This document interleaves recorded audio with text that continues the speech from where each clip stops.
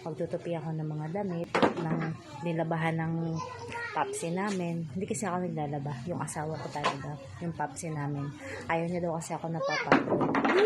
Simula noon, siya na talaga naglalaba sa amin, lalo na nung magkaroon ako kami ng anak.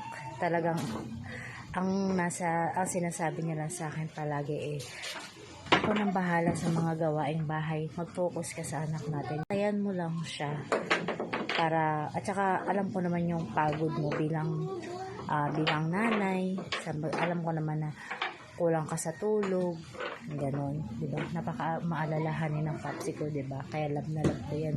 Kasi talagang tinutulungan niya ako sa mga ginagawain talaga. Kumbaga tandem kami sa pagiging mag-asawa. Kumbaga give and take kami bilang mag-asawa. Hindi kami yung nagbibilangan kung ano yung nagawa niya. Hindi niya rin sinasabi na porket siya yung nagtatrabaho, kailangan pag uwi niya, magpapahinga na lang siya, kakain na lang siya, ganun. Pero hindi.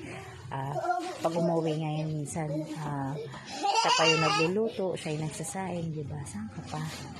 Sa papsi ko lang yan. Cherry! Kumbaga, proud lang ako na ganun yung partner ko.